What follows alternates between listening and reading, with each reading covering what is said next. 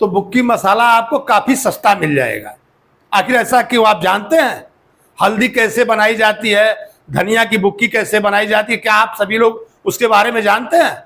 आप जाते हैं बाजार से जो पैकेट का मसाला खरीद करके लेकर के आते हैं, वो कैसे बनता है आप सभी को मालूम है? नमस्कार, मैं संजय पांडे और आप देख रहे हैं समाज की बात।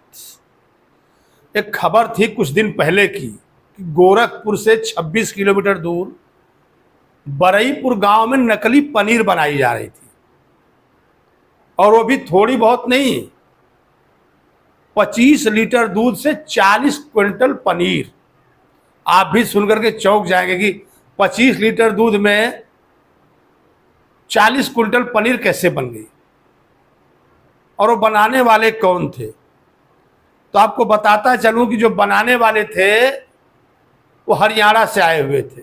जो उसके कारीगर थे वो हरियाणा से आए हुए थे, और उसके अंदर मिलाया क्या जा रहा था? साइक्रीन थी, पाम ऑयल था, पोस्टर कलर था, और ऐसी तमाम चीज़ों का घोल बना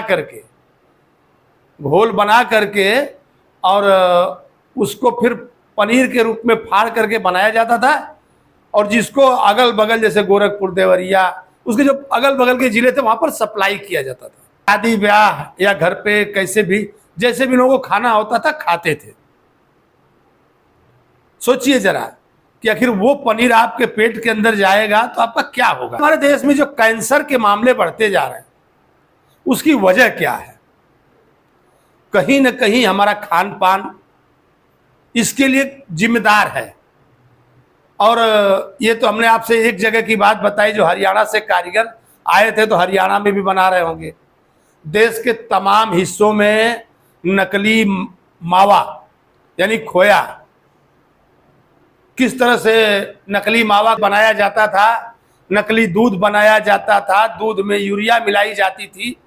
आप सभी जानते हैं कि किस तरह से जो दूध है, दूध में मिलावट, घी में मिलावट, और अभी तो मैं खाने की बाकी सामानों की बात नहीं कर रहा हूं, तेल मसाले को तो छोड़िए, पहले आप सिर्फ दूध, घी, खोया और पनीर, इसकी बात ले लीजिए।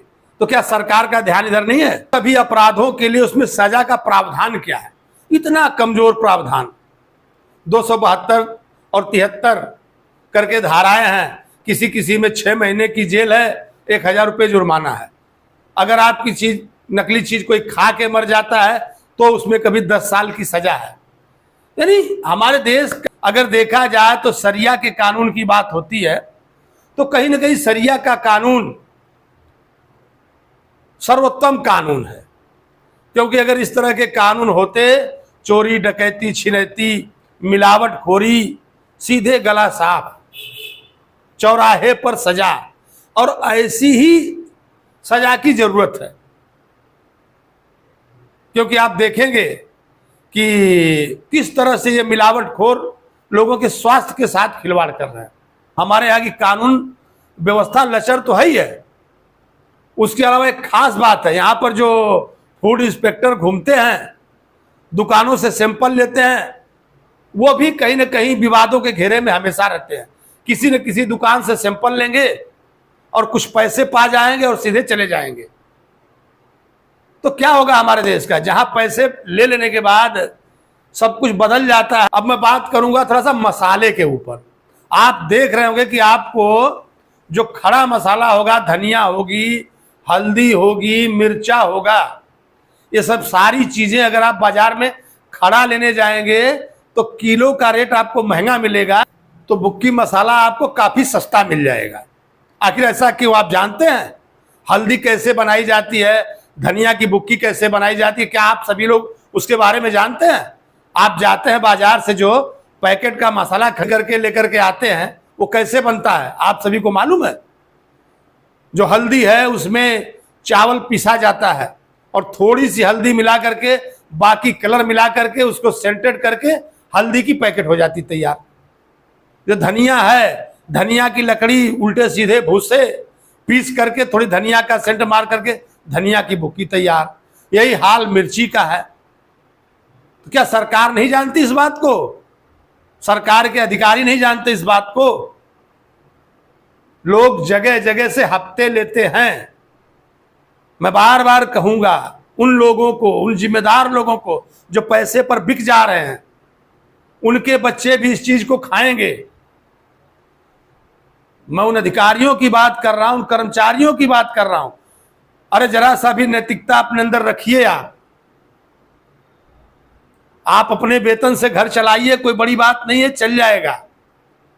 और पैसा कोई ले करके नहीं गया है, हकीकत यही है। भले ही आप यहां पर कितना ही ऐसो आराम कर लें, लेकिन मैं बार बार उस नैतिकता की बात करूंगा, उस धार्मिकता की बात करूंगा कि आपके अंदर डर होना चाहिए, ऊपर नीचे का डर होना चाहिए कि आपको कहीं जवाब देना है। और जब तक ये बात आपके मन में नहीं आएगी कि आपको कहीं जवाब देना है, तब तक इस देश का कुछ नहीं हो सकता है। जब तक धार्मिकता का अभाव होगा, जब तक लोग कट्टर धार्मिक नहीं होंगे, तब तक ऐसी चीजें कतई नहीं रुक पाएगी। सबको पैसा चाहिए, हर डिपार्टमेंट को पैसा चाहिए, बारे पैसा।